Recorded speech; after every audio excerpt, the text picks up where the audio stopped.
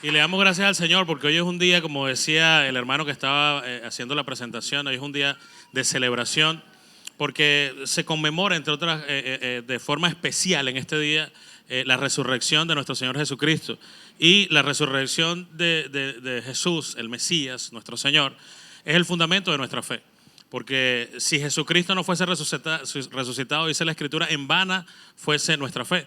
Y nosotros podemos ver cómo la obra maravillosa de Jesucristo ha estado en nuestras vidas, y esa obra maravillosa de Jesucristo es para que nosotros, número uno, le conozcamos a Él, número dos, nosotros podamos avanzar en el camino y en el propósito que Él tiene para nosotros en esta tierra. Él tiene un propósito maravilloso con cada uno de nosotros. Hay un plan de Dios para cada uno de nosotros, y nosotros tenemos que acceder a esas maravillas que solamente Él nos ofrece. Así que esta mañana es una mañana de gran bendición, de gran júbilo, porque Él está vivo. Amén. Y la realidad es que Él vive. Mira la persona que está a tu lado y mira esa sonrisa que tiene la persona que está a tu lado. ¿Sabe? Allí, en ese corazón hermoso, allí vive la obra maravillosa de Jesucristo nuestro Señor.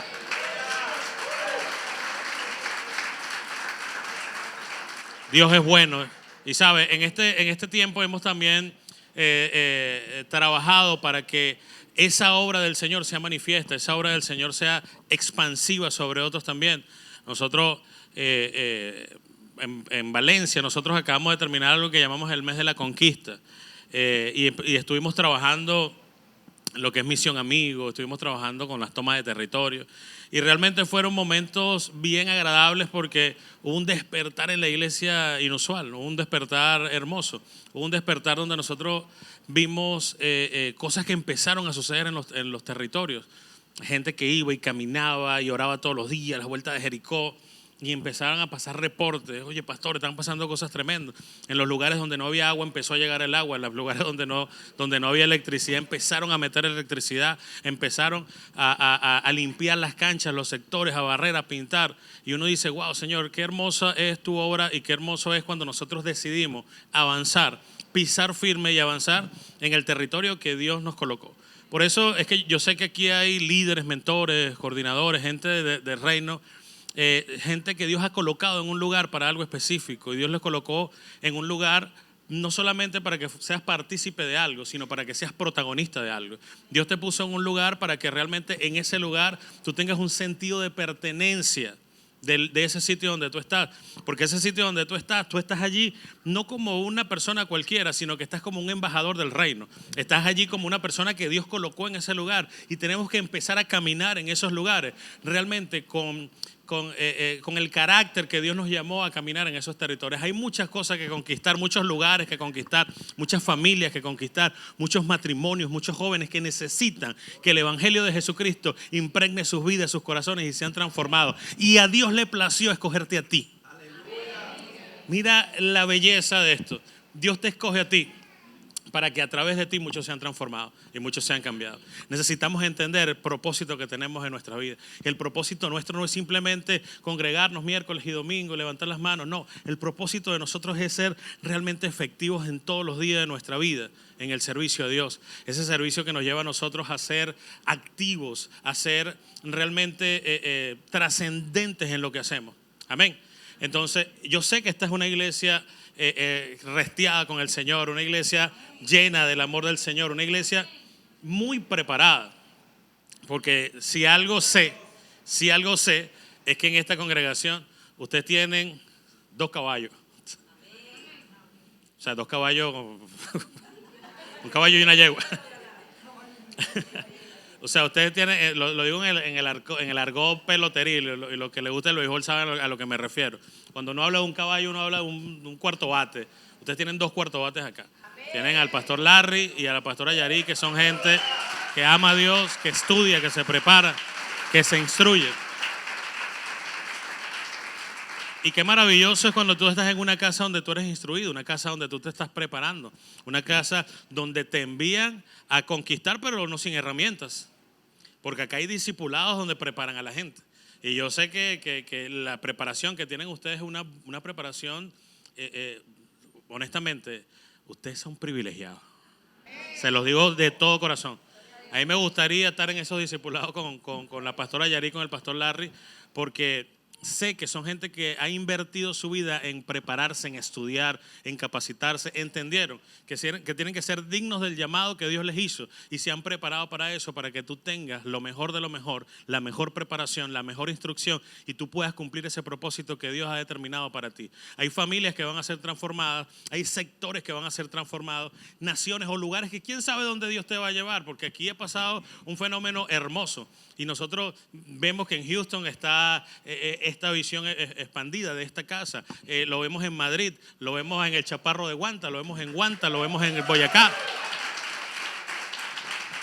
Hermano, eso no pasa en una iglesia que no tenga una dirección, que no tenga visión. Eso no pasa en una iglesia que no se está instruyendo. Entonces, hay una evidencia de ese amor de Dios, de esa conquista, porque es una iglesia que conquista. Es una iglesia que no se ha limitado. Es una iglesia que ha avanzado en el tiempo, ha avanzado de una forma hermosa y maravillosa. Ahora, yo hablaba en el primer servicio de que nosotros cuando estamos claros a lo que hemos sido llamados, nosotros tenemos que ser intencionales en lo que nosotros hacemos. Nosotros tenemos que estar restiados con Dios en el sitio donde Dios nos coloca. Ahora, yo hablaba de algunas estadísticas que a mí me sorprendieron y veía estadísticas como esta, que en el año 2011 de cada 100 matrimonios hubieron 16 divorcios.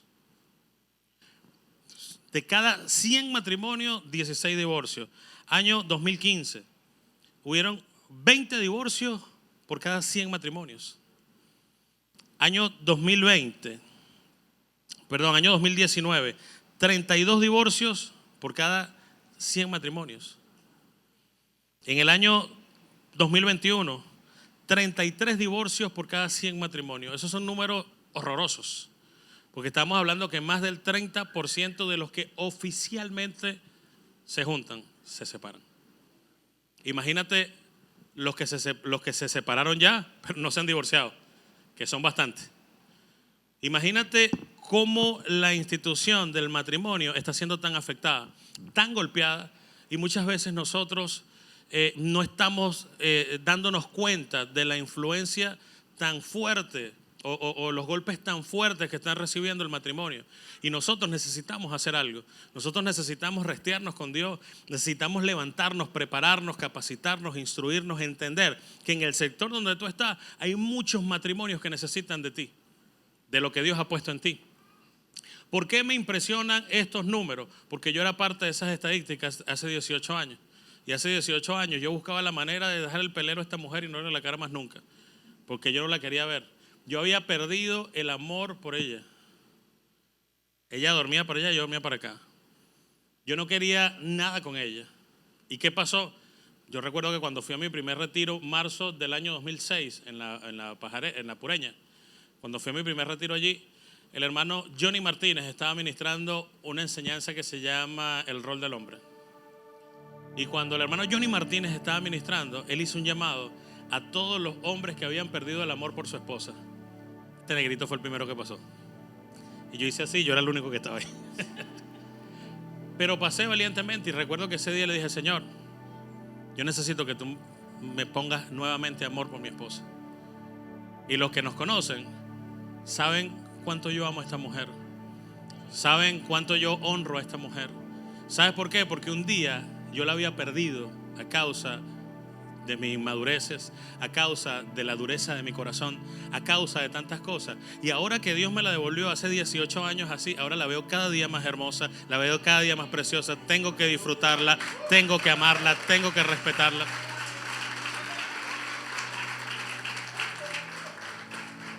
Y es maravilloso porque yo le pregunto, yo siempre, hay una canción, se me olvidó en el primero y en el segundo también se me olvidó la canción.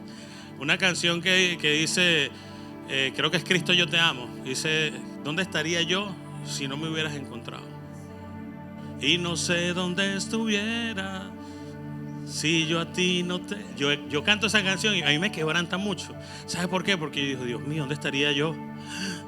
¿Dónde estaría yo? ¿Dónde estaría esta mujer? ¿Y con qué filistea incircuncisa estuviera yo? ¿Dónde estarían mis hijos? Yo me hago esa pregunta. Y escucho esa canción y amo más a mi esposa. Escucho esa canción y amo más a mis hijos. ¿Sabes por qué? Porque veo la maravilla de Dios. Veo que tengo en este tiempo la oportunidad de disfrutarla. No porque tengamos muchas cosas que disfrutar, sino porque nos tenemos a ella y a mí como personas para disfrutarnos y para amarnos. Entonces cuando vemos estadísticas como estas, cuando vemos estadísticas que te hablan a ti de número, de porcentajes tan alarmantes de divorcio, definitivamente hay que hacer algo. ¿Sabes por qué? Porque así como yo estuve en algún momento, así hay muchos en este tiempo. Así hay muchos que están pasando situaciones, hay muchos que en su matrimonio se les ha bajado, ¿sabes? Tienen la llama bajita, no se ha apagado, pero tienen la llama bajita. Esa llama tan bajita que ya no calienta nada. Hay muchos que están así. Y ¿sabes? Nosotros, o sea, yo te digo una cosa, lo mejor que tú puedes vivir en tu vida es la llama encendida en el matrimonio, ¿cierto, mi hermano Pablo? Hay que vivir con esa llama encendida porque eso es parte de la vida. ¿Tú sabes qué es sabroso? Amar a la persona que tienes al lado y disfrutar a esa persona que tienes al lado. Aprender a amarla con sus defectos, con sus virtudes, ¿sabes? Con las cosas buenas y hasta con las cosas malas de las cuales aprendemos. Pero es necesario que nosotros veamos que hay cosas que están sucediendo y que nosotros tenemos que prestar atención, porque las estadísticas no son solo números, son realidades. Y esas realidades empiezan a marcar tendencia, y la tendencia no puede ser que el matrimonio no tenga valor. La tendencia no puede ser de que nos juntamos y nos separamos conforme a cómo vayan los tiempos. No, el que se casa para toda la vida. Porque cuando yo traje a mi esposa al altar, yo la desposé en el altar. Yo hice un juramento de estar con ella en las buenas y en las malas. Y resulta que mucha gente está viniendo y cuando viene la primera mala quieren salir corriendo. Porque hay hombres que le faltan pantalones para asumir un juramento que hicieron delante de Dios. Y no podemos ser así. Entonces esos números alarmantes que están allí nos deben llevar a nosotros a reflexionar y a decir, tenemos que hacer algo. Tenemos que hacer algo. Tenemos que hacer algo por esta situación. Números, por ejemplo, en el año 2019, la Asamblea Nacional aquí en Venezuela dio números de 966.200 niños en situación de calle y abandono. Oído, 966.200 niños en el año 2019, prepandemia, pospandemia y después la migración que ha habido también después de la pandemia. ¿Cuántos niños en este tiempo no están viviendo situaciones difíciles? Entonces estas estadísticas me llegan a entender a mí de que nosotros tenemos que trabajar con nuestros niños. ¿Por qué tenemos que trabajar con nuestros niños? Porque hay realidades. La realidad es que hay muchos niños que están en situación de abandono. Y nosotros nos tenemos que dar cuenta que si hay un millón de niños que se están criando con un abandono en su corazón, ¿qué sociedad nos espera a nosotros más adelante? ¿Qué familias nos esperan más adelante si nosotros no atacamos esto y no abordamos esto? Por eso yo le doy gracias a Dios en casas como esta, donde se toma muy en serio lo que es la instrucción del niño. Porque el niño no puede venir, no puede ser que vengan a las congregaciones a ser entretenidos. Necesitan ser formados, necesitan ser instruidos. Instruye al niño en su camino y cuando fuere viejo no se apartará de él. Tú sabes que le doy gracias a Dios que cuando yo me convertí, yo no tenía para mis hijos para comprarle ni PlayStation. Bueno, no existía PlayStation en ese entonces, pero yo no tenía ni para comprarle Nintendo, ni un DS, ni un día aquel, ni de ninguno. Y nosotros veníamos a la iglesia con los niños y nosotros nos sentábamos en la iglesia a escuchar la palabra y ellos se sentaban al lado con nosotros y escuchaban la palabra. Jamás nuestros niños tuvieron un teléfono en la mano, porque yo siempre decía, si yo le doy un teléfono a mi hijo en un servicio, el mensaje que como padre yo le estoy diciendo es que no importa lo que están diciendo, no tiene ninguna importancia, entonces es más importante que tú te entretengas. Entonces el entretenimiento se convierte en algo más importante que la palabra de Dios y sería un mensaje errado que yo como padre estuviera dando. Entonces yo tuve mucho cuidado de eso y Dios tuvo más cuidado que yo y no me permitió que yo le comprara nada de eso. No tenía. ¿Qué ha pasado? Mandito tiene 23 años y Leo tiene 20 años y tú sabes qué pasa. Todos los domingos llegan a la iglesia, nos sentamos y ellos se sientan al lado de nosotros todavía. ¿Sabes por qué? Porque lo que ellos aprendieron es que cada domingo nosotros tenemos que ir a adorar al Señor y lo que se habla en ese púlpito es bien importante porque es palabra de Dios. Entonces, hay realidades que tenemos que prestarle atención. Tenemos que prestarle atención porque los que están acá y quizás son educadores se han dado cuenta que actualmente hay un pensum de estudio donde a los niños están siendo atacados con ideología, con una cosa brutal. Me pasaron por ahí un cierre de proyecto de uno de los niños de 5º grado y decía, un videíto hicieron, y el videíto decía: no hay problema que un niño se enamore de otro niño y que tenga relaciones sexuales entre niños en la escuela. O sea, no fue, o sea, en la escuela. Y yo digo, Dios mío. ¿Y sabes qué es lo más terrible? Que hay padres que no se dan cuenta de eso, que ni siquiera las tareas le revisan a los muchachos, que no saben lo que le están enseñando a sus hijos. Y si tú dentro de tu casa no haces un búnker de protección, si dentro de tu casa tú no instruyes a tu hijo, usted está corriendo un grave peligro. ¿Sabes por qué? Porque la instrucción de muchos niños en este tiempo es la tablet, Netflix, es Nickelodeon, Disney. Y cuando tú ves esos canales, tú puedes ver cómo abiertamente hay una agenda pro movimiento LGBTQHXYZ. ¿Sí o no? Cualquier serie que tú veas tiene que tener algo de eso, porque si no, no vende. Y eso es lo que le están poniendo a nuestros hijos, y nosotros no nos estamos dando cuenta de eso. Hay padres que quizás dicen que no tengo el tiempo suficiente para los niños, entonces más televisión, más series, más aparatos tecnológicos. Nosotros vemos lo que está sucediendo, la cantidad de muertos en Estados Unidos, de jóvenes que entran a las escuelas y matan, muchachos que son adictos a los videojuegos violentos. Entonces yo no soy tan evangélico, mis hijos que también tengan su espacio. Si tú no cuidas a tus hijos, van a tener un espacio, pero con unas rejas enfrente, un espacio limitado. Ahora, si tú instruyes a tu niño en el camino, cuando fuere viejo no se apartará del camino. No se va a apartar del camino. ¿Por qué? Porque hay una instrucción en él. Entonces nosotros tenemos que velar por eso. Como iglesia tenemos que velar por eso. Como padres tenemos que velar por eso, porque definitivamente hay algo tremendo que está sucediendo. Hay un movimiento contra Dios tremendo, y la iglesia es pro familia. Como iglesia nosotros no podemos vender nuestros principios. ¿Por qué? Porque la iglesia es pro familia, pero pro familia con el modelo de Dios. No quiere decir que nosotros vamos a odiar. No, nosotros amamos a todo el mundo, pero vamos a seguir predicando la palabra de Dios. Vamos a seguir hablando de familia como el modelo que está establecido en la palabra de Dios. De esa forma vamos nosotros a enseñar. Ahora, hay otra estadística que también me asombró mucho, porque terminé siendo parte de ella. Dice que el 67% del personal de salud, que incluye analistas, enfermeros, médicos, odontólogos, reportaron síntomas de depresión, siendo estos síntomas mayores, de mayor intensidad, entre el personal entre 25 y 45 años. Depresión. 67% del personal de salud, que son los que nos cuidan. Imagínate si en esa estadística metemos a los empleados públicos, en esa estadística metemos a los maestros.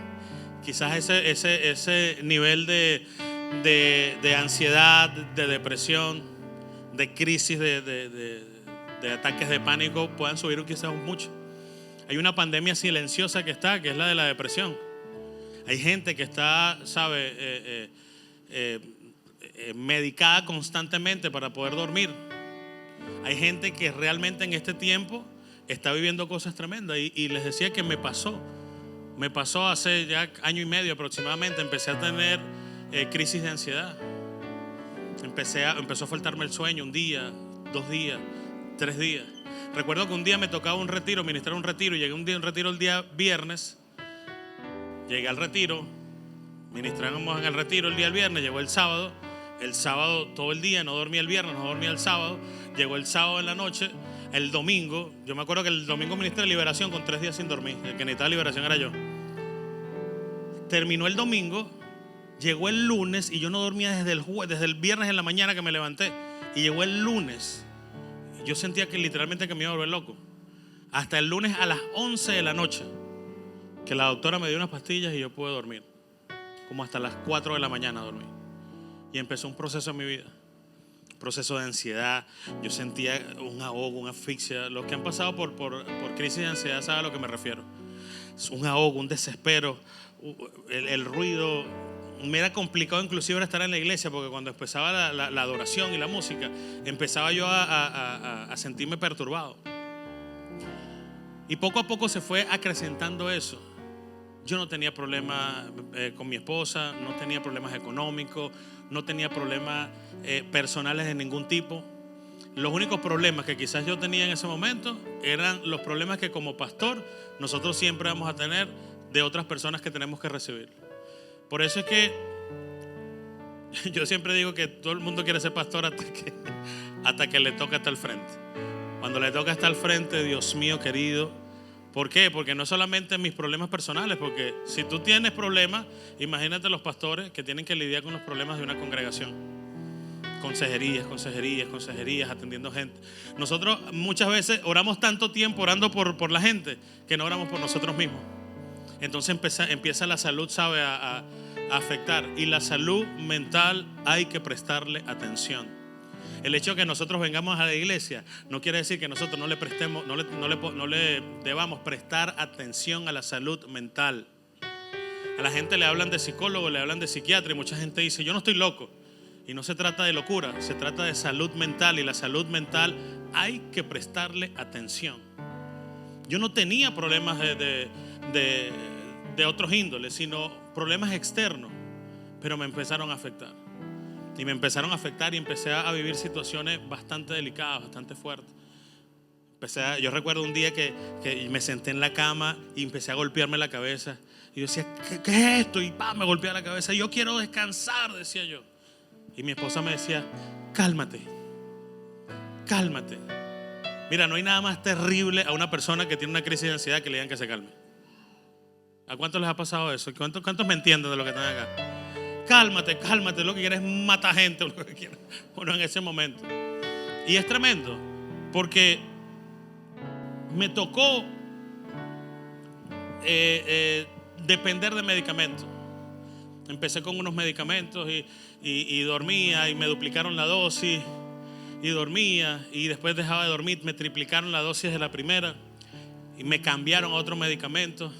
Dormía, después no dormía, me duplicaron la dosis, después me triplicaron la dosis del segundo medicamento. Tuve que pasar al tercer medicamento, a tomar Alpran.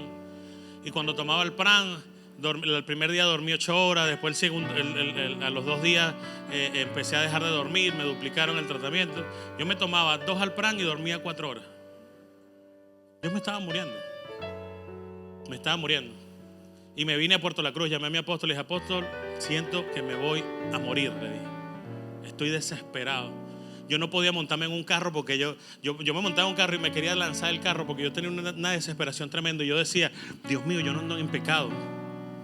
Yo no cargo pecados ocultos ni nada, porque mire, el que le da un ataque de pánico, esa gente se ponía cuenta con Dios rapidito. ¿Yo? ¿Sí o no? Ay, Señor, perdóname, te juro que no lo vuelvo a hacer. La gente es horrible, Dios mío. Un ataque de pánico. A mí me dio un ataque de pánico montado en un autobús. Me venía de Valencia para Puerto La Cruz.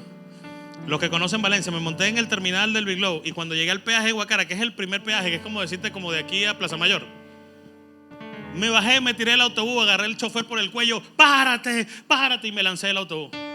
Desesperado. Y tenía 10 minutos montado en el autobús, porque pensaba que el autobús me iba a aplastar.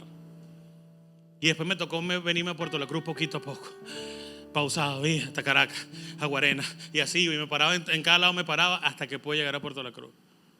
Y me metí con Dios. Porque yo no podía. El pastor Javier Velázquez me recibió en su casa, me acuerdo. Nos dio su cuarto para atendernos allí. Después el apóstol nos consiguió con mi hermana Ana Cedeño, para que mi esposa y yo nos metiéramos en un ayuno de 3 días. Y entramos en ese ayuno allí, y Dios empezó a tratar conmigo.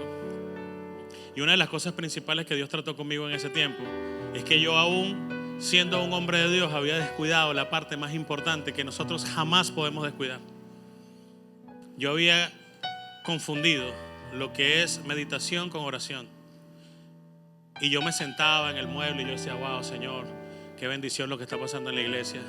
Qué bendición lo que estás haciendo con los hermanos. Vamos a hacer esto. Gracias, Señor, por lo que sembraste en mi corazón. Vamos a hacer este proyecto y vamos a crecer por aquí, vamos a expandirnos por allá. Y empezaba yo a meditar en Dios, pero había dejado de buscar a Dios. Y corremos el riesgo que nosotros podemos estar haciendo la obra del Señor sin el Señor de la obra. Podemos correr el riesgo de nosotros estar haciendo muchas cosas para Dios sin Dios, porque sabemos hacerlo, porque sabemos los métodos, porque sabemos cómo se hace, porque sabemos que a la hora de predicar qué teclas tocar, qué piano, qué nota tocar, y empezamos a conocer el ámbito. Pero resulta que cuando viene la realidad y te chocas tú con la realidad, tú te das cuenta que los métodos no sirven para nada, que tú puedes meterle la melodía celeste, la palabra que sea, pero si no viene sazonada por el Espíritu, las cosas empiezan a fallar. ¿Y sabes qué pasa? Cuando tú tienes cercanía a Dios, eso trae parecido a Dios. Pero cuando no hay cercanía a Dios, eso se nota también cuando no estás cerca de Dios. Nosotros podemos estar metidos en una religión, nosotros podemos estar metidos en una religión, pero sin relación. Me pasó. No les estoy echando el cuento de nadie. No les estoy echando el cuento. Lo leí en un libro en el capítulo. No, me pasó.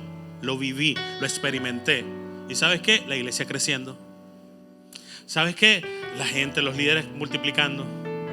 Y teníamos que expandir, crecer más el local. Nosotros empezamos con medio local, después terminamos con el local completo. Ahora alquilamos el otro local de acá, acabamos de alquilar el otro local de allá. Creciendo. Y yo, gloria a Dios, los proyectos. Pero mi relación con Dios, yo no puedo hacer la obra del Señor sin el Señor. Yo entendí que si yo hago la obra del Señor sin el Señor, yo me voy a morir, porque no hay forma que yo pueda cargar ese peso. Primero, porque ese peso no es mío, ese peso es del Señor. Entonces hay una realidad, y esa realidad fue que yo me metí en 3 días de ayuno. Y en esos 3 días de ayuno, ¿sabes qué pasó? Dios habló a mi vida. Y cuando Dios habló a mi vida, me dijo que yo estaba en un nivel básico de oración, el nivel de pedid y se os dará. Y yo iba, Señor, bendíceme, Señor, provéeme, Señor, Señor, úsame, Señor, Señor, toca la vida de mi hermano, Señor, bendice la vida de mi esposa. Yo iba a pedir. Yo era el niño que salía corriendo a tocarle en los bolsillos al papá a ver si le había traído el cocosete. Yo no era el niño que estaba pendiente de que su papá llegara para traerle un vasito con agua, para abrazarlo, alegrado el corazón porque llegó el papá. No, yo tocaba en los bolsillos para ver si estaba la chupeta, para ver si estaba el cocosete. Ese era yo. Pero era un ministro. Pero mira, gloria a Dios lo que Dios está haciendo. Y si Dios no trabaja adentro con nosotros, todo lo que hagamos afuera no vale nada. Y eso me ha enseñado tanto. Me ha enseñado tanto, iglesia, que yo no puedo predicar a Cristo sin Cristo. Yo necesito relación. Yo le necesito a Él, porque de esto yo soy el obrero y Él es el protagonista. Yo no puedo ser el protagonista de algo que no es mío. Yo he entendido que hay protagonismo que vamos a tener, pero cuando Él nos mande a avanzar en territorios que tenemos que tomar, pero la gloria es de Él, pero el protagonista es Él. Pero Él es el pastor para que nada falte. Cuando intenté yo ser el pastor, me faltó hasta la paz. Cuando intenté yo ser el pastor, hasta la paz me faltó. Y el Señor me habló de ese primer nivel y ese nivel básico: pedid y se os dará. ¿Tú sabes qué? Tú pides y Dios responde, ¿sí o no? Pero ese es el nivel básico. Pero hay un nivel más adelante: buscad y hallaréis. Buscad y hallaréis es el lugar donde tú entregas las cargas. Buscad y hallaréis es el lugar donde tú le buscas a Él, no por lo que te da, sino por lo que Él es. Y cuando tú lo buscas por lo que es Él, dice la Escritura, Jesús dice: venid a mí los que estén trabajados y cargados y yo los haré descansar. Mi descanso no podía venir de mí, mi descanso tenía que venir de Él. Y yo no había entendido eso. Por eso es que muchas veces nosotros, quizás te está yendo bien, o quizás tienes algún problema que te ha llevado a un caso similar al que tengo yo, el que atravesé yo, con crisis de ansiedad. Que fíjate, no es un endemoniado. Yo no me considero un endemoniado. Yo me considero un hombre que ama a Dios. Y he pasado por eso. He tenido que aprender a respirar. He tenido que aprender a comer. He tenido que entender que Él es el protagonista y no yo. He tenido que entender que Él es el pastor. He tenido que entender que yo tengo una responsabilidad, pero no el peso de la iglesia. El peso de la iglesia no es mío. El peso de la iglesia es del que murió en la cruz del Calvario. Eso transformó mi vida. Y me considero una persona diferente desde eso. Aunque te parezca una locura, los ataques de pánico y las crisis de ansiedad vinieron a bendecir mi vida. Porque ¿de qué me vale todo y perder mi alma? ¿De qué me vale levantar muchas cosas y no tenerlo a Él? ¿De qué me vale hacer la obra sin el Dios de la obra? Si eso vino a moverme, entonces eso en mi vida se convirtió en una bendición. Eso en mi vida me hizo entender que necesito ser dependiente de Él. Que para que nada me falte, Él tiene que ser mi pastor. Esas cosas, esas realidades, me apoyan con el tiempo, por favor. Me apoyan con el tiempo, muchachos, por favor. Gloria a Dios. Nosotros como iglesia tenemos que velar por eso. Tenemos que velar por la familia, tenemos que velar por los niños, tenemos que velar por la salud espiritual y la salud emocional de la gente también. Mira, ¿tú sabes cuál fue la terapia? Le estaba diciendo al pastor allá arriba ahorita. La terapia que yo tuve, yo agarré 6 semanas de reposo. Leí un par de libros, me vi como 10 series de Netflix. No hice nada. Es más, yo me desesperaba en la casa porque uno con el activismo, uno sabe que uno siempre... No, nada. Me dediqué a estudiar para aprender de Dios y no para enseñar. Discipulado, que le voy a enseñar a la gente. Estudiar, ¿qué voy a hacer? Estaba estudiando para enseñar y no estaba estudiando para aprender. Me tocó por las malas. Me tocó, ¿sabes? Entender que si yo voy a conquistar el monte, hay una parte que yo tengo que esforzarme. Hay una parte que tengo que hacer yo, pero la parte mayor la hace Él. Porque Él es el que nos pone en un lugar a nosotros, para nosotros hacer lo que debemos hacer. Que nosotros seamos primeramente pro familia. Que nosotros cuidemos la integridad de nuestros niños. Que nosotros nos cuidemos nosotros, porque tenemos que cuidarnos. Tenemos que darle ese primer lugar a Él. Empecé a entregar mis cargas. Y después que el Señor quitó las cargas, empezó una nueva etapa y una nueva temporada. ¿Y sabes qué ha pasado cuando me pongo intenso?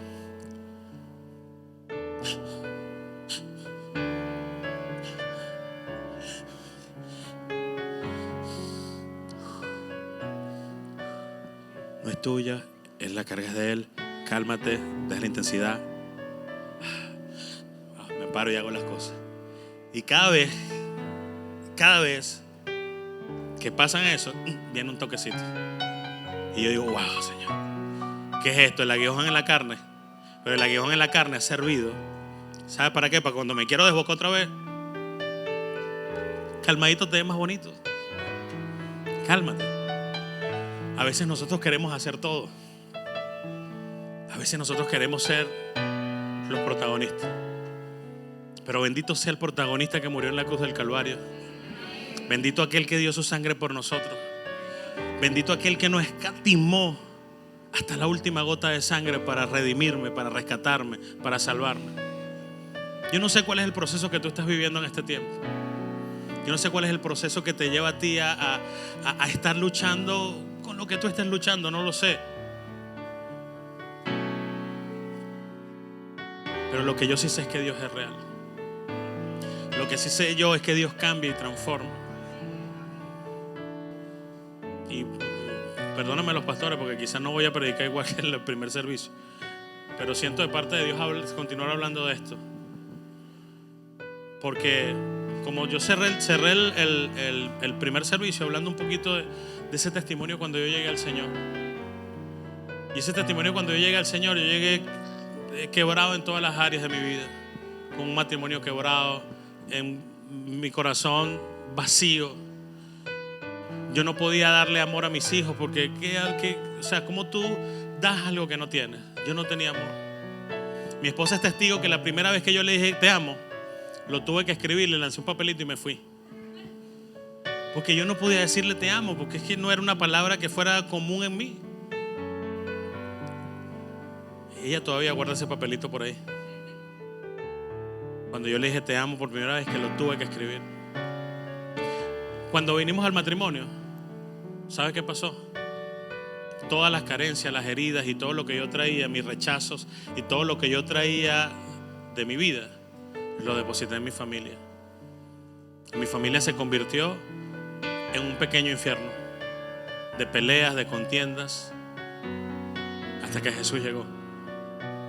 Jesús siempre ha sido el protagonista en mi vida. Ayer en la tarde fuimos a Chuparín, mi hermano y yo, y le tocamos la puerta a una viejita que se llama María Salazar. Y le tocamos la puerta y yo le dije, bueno, ¿cómo está, hermana? Ella salió viejita, salió así, la viejita. Y yo le digo, ¿usted se acuerda de mí? Claro, yo sé quién eres tú. A ver, no me acuerdo, decía, pero ya sé quién eres tú. Tú eres el hermano de José, el hijo de Lin. Y yo, bueno, yo vengo a testificarle que hace 38 años, en una mata de coco que estaba aquí en el patio de su casa, ese día usted me dijo a mí que si yo quería aceptar a Jesús en mi corazón. Yo tenía 9 años. Y yo quiero decirle hoy que en este tiempo, yo, para la gloria del Señor, yo le pastoreo en una obra para el Señor. Y quiero decirle, quiero testificarle que lo que nosotros hacemos por el Señor, lo que usted hizo por mí cuando yo tenía 9 años, hoy usted puede verlo materializado y cumplido, no solo en mi vida, sino en la vida de muchas personas. Por eso es que yo siempre he dicho que Dios ha estado con nosotros.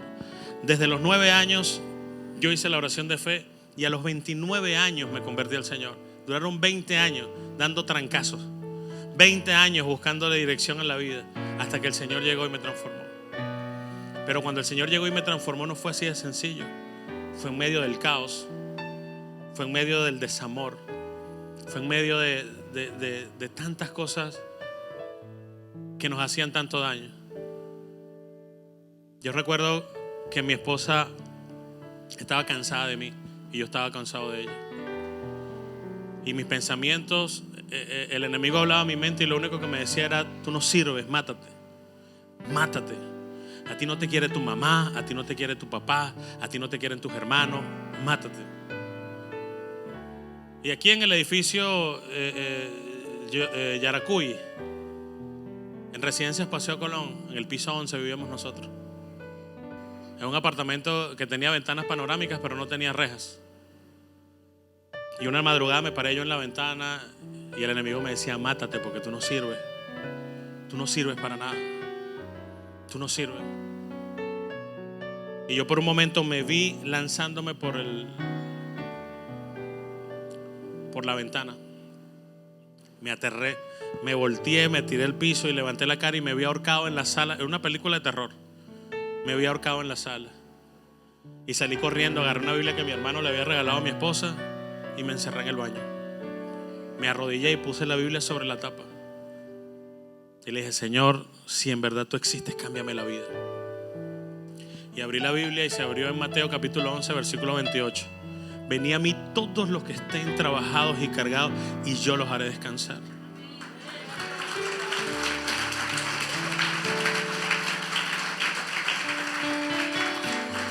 Sabes, el Espíritu Santo de Dios me hace saber que en este lugar hay una persona que está cansada.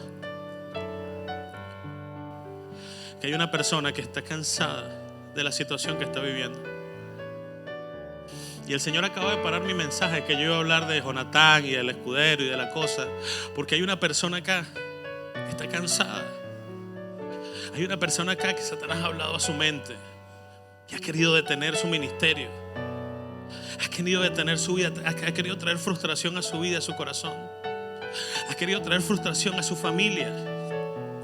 Has querido detenerte porque sabes, al igual como Él sabía lo que Dios tenía preparado para mí, quería detenerme. Él ha querido detener tu vida también. Pero el que te ama es mayor. El que te ama es mayor. Y el que quiso detenerte un día no sabía que estaba preparando un trampolín perfecto para que Dios bendijera tu vida de una forma maravillosa. Y lo que Él quiso detener un día a Él se va a convertir en una obra maravillosa. Un día iba a un retiro en La Pureña, en La Pajarera, en La Pureña. Y por primera vez iba a ministrar yo sanidad del alma. Y yo me acuerdo que estaba preparando la enseñanza y estaba, y me puse a ver, tenía la televisión prendida en Discovery Channel y estaban pasando un documental de las ostras y las cosas. Y yo me acuerdo que yo le subí volumen, era la hora de irme, le subí volumen, dejé la puerta abierta y me metí al baño para seguir escuchando el programa porque estaba bueno. Y en el programa estaban diciendo que las ostras, la marea las mueve de un lado a otro y ellas muchas veces chocan con los corales. Y cuando chocan con los corales, muchas de ellas se agrietan. Y ellas tienen una babita dentro de ellas, las ostras, que ellas toman arena para sellar con esa babita, cerrar la grieta y la herida que ellos tienen. Y que de eso que queda adentro se forman las perlas, decían en ese documental. Yo me estoy bañando y estoy escuchando eso. Y cuando me estaba bañando, el Espíritu Santo me dijo: eso fue lo que hice contigo. Yo tomo tus heridas para exhibirlas como una perla de lo que yo puedo hacer por medio de tus heridas. Y sabes, quizás tú estás en esta casa y quizás, sabes, no te gusta hablar de tus heridas. Y yo lo entiendo.